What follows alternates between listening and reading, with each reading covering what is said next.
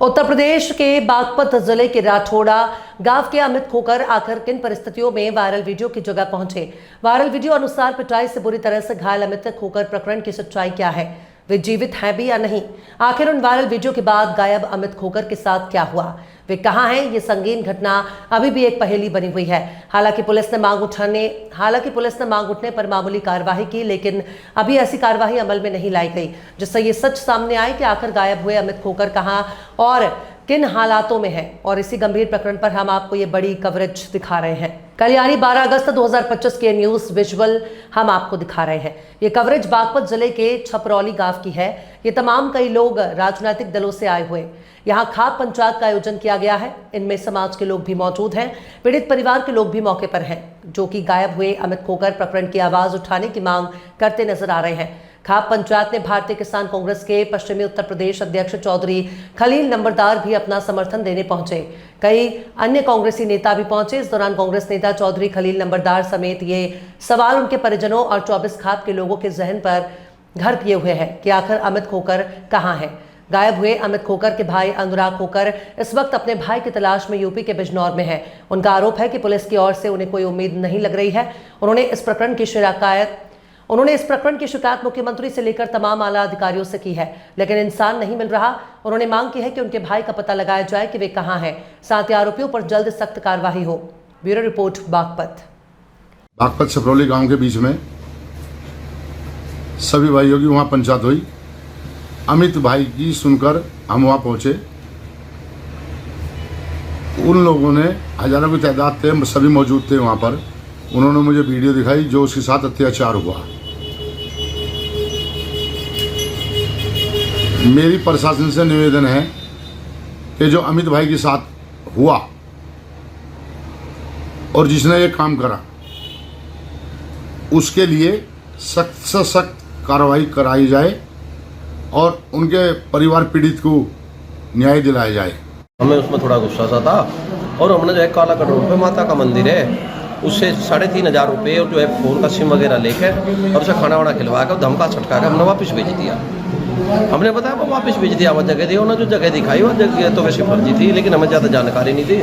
हमने लोगों को बताया जी जब वो आपने छोड़ दिया तो पुलिस को देते, हमें देते, हम तो आपको विश्वास रहा भाई आपके पास है। तो जब पुलिस विशेषज्ञ के आधार पर उसे सचिन को लेकर उसका फ़ोन ले लिया उस लड़की का और कह दे के इसके भाई की सुपर्दगी में छोड़ेंगे के लिए पुलिस स्टेशन आ जाएंगे। साहब जैसे वहाँ चले गए, मेट पुलिस ने उसके बानी ज़्यादा पूछताछ की नहीं की। अगले ही दिन एक छोटू नाम का आदमी था, उसे उठाने के लिए वहाँ की पुलिस आई और हमारे भाई भी थे खोज में। उन्होंने पुलिस पे जो है फायरिंग कर दी। यहाँ से बाद में फोर्स ली गई, फोर्स के द्वारा से मजबूती से उठा ले, उस पर हथियार मिला, वेपन मिला, गोली है, लेकिन फिर पुलिस ने उसको कुछ नहीं कर पाई। 151 में छोड़ दिए। थानेदार मुनेश कुमार शर्मा वहाँ का इंस्पेक्टर है, हमें विश्वास में गया हम तुम्हारी मदद करेंगे, हम इनको जेल भेजेंगे। फिर बाद में क्या बात है, बोले जी तो जो है थाना चांदपुर का मसला है जी, चांदपुर का मसला जी क्या होगा। तो माइयों ने बताया कि इन जो ये मुलजिम है उनको वहीं देंगे, या तो आगे पुलिस आएंगे हम छोड़ जाऊँगा। हमने कहा कि हम तुम्हारे साथ चलेंगे अपनी गाड़ी घोड़े से, कोई दिक्कत नहीं। हमारी समझ में ये नहीं आ रही थी, जो वहाँ का इंस्पेक्टर था केस खुल गया, सारी बात हो गई, 3 तक उसने हमें वहाँ साथ रखे। तो उन पर क्या प्रेशर आया, क्या बात थी, तो हमको विश्वास में लेकर उनको जो 151 में छोड़ बात बेल होगी। हम बड़े दुखी थे, हमारा तो भाई कुछ नहीं है। बोले जी हम क्या करते हैं, कोई प्रूफ तो है नहीं ऐसा। और अगले दिन साहब कप्तान से DIG से पूरे SP सिटी से मिली। SP सिटी ने बताया कि तो मसला वहाँ का है, थाना चांदपुर में साबुत हुआ है, लेकिन क्या प्रूफ है उसके पास में। उन्होंने हमें सब एक वीडियो दिखाई, जो वीडियो थी वो हमारे मामा का बेटा था, वो मिलिट्री से रिटायर है और कोच है वो। उसने भी वीडियो देखा है, वे लखनऊ पहुँच कर संवाददातों में वे आउट करते, जब आउट होगी वे बात चालू होने लगी। हम यहाँ फिर आए, हमें जो पुलिस ने जो है फिर बताया कि हमारे यहाँ करें, लेकिन 0 FIR दर्ज हुई। हमारी समझ में ये नहीं आया साहब कि मुलजिम मिल गए, हथियार मिल गए, क्यों उन्होंने 151 में छोड़ दिया जहाँ अपन थे, लूट गया था। और तो उसमें अगर आप वीडियो देखें तो उसमें निर्मम पिटाई है, जनक हत्याकांड है। बहुत बुरा हाल है जी। लेकिन हमारी समझ में ये नहीं आया कि जी इंस्पेक्टर साहब पे क्या प्रेशर था, कोई राजनीतिक था, पैसे का था, क्या था।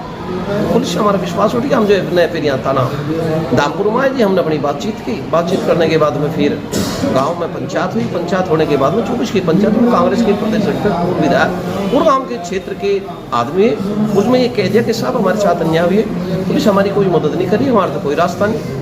वीडियो वायरल हुई, उन लोगों ने कहा कि कोई बात नहीं, ये बेटा आपका नहीं, ये बेटा 24 का है, समाज का है, और यह लड़ाई मजबूती से लड़ाई लड़ी जाकर यानी विधानसभा और लोकसभा में लड़ी जाके कांग्रेस प्रदेश में देने का कि हम तुझे माननीय राहुल गांधी जी को देंगे।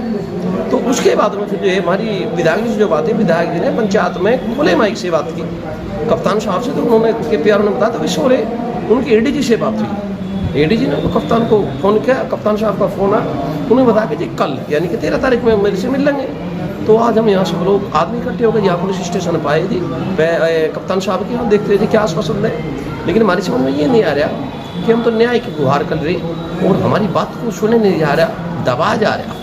तो कहाँ न्याय मिल रहा कि सरकार में न्याय है और इस सरकार में न्याय है, योगी की सरकार में सब कुछ है, ये नहीं समझ पा रहा। साहब हमें तो हमारा भाई चाहिए, न्याय चाहिए, और हम न्याय के लिए हमें चाहिए कहीं भी इसके लिए हमें हाई कोर्ट जाना पड़ो, सुप्रीम कोर्ट जाना पड़ो, या लड़ाई लड़नी पड़ो, कम से कम हम जहाँ भी हो वहाँ का दरवाजा खटखटाएंगे। साहब इससे हमारी एक अमित नाम का लड़का है जो 1 महीने से गायब है।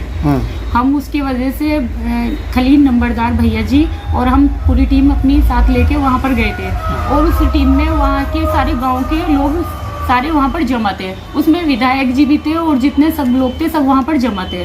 तो हमारी भी पूरी टीम वहाँ पर गई थी। उस लड़के को ये नहीं पता कि उस लड़की के साथ में क्या हादसा हुआ है। हम सब लोग वहाँ पर गए थे। हमने सबसे ये वाली बात रखी है कि हम सब मिलकर उस पर कार्रवाई करेंगे, ठीक है। उस पर कोई कार्रवाई अभी तक क्या हुई नहीं है। उनकी क्या मांग है आपकी?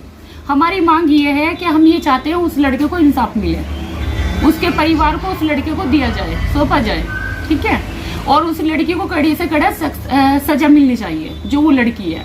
बस यही चाहते हैं, क्योंकि आगे को किसी के साथ भी बच्चों की ऐसा ना हो, और कोई भी लड़की इस तरह से कोई गलत लड़के का फायदा उठा के इस तरह से कोई लड़के को पता नहीं शायद उन्होंने गायब किया है, ये क्या किया अभी तक के कुछ पता नहीं चला। और उसकी रिपोर्ट भी दे रखी है उन लोगों ने। गाँव वाले लोग हर बार में जाते हैं, कभी 4 लोग कभी 5 लोग, पर उनकी कोई सुनवाई नहीं होती। इसलिए उन्होंने हमारे प्रदेश अध्यक्ष को खलील नंबरदार को वहां पर बुलाया था।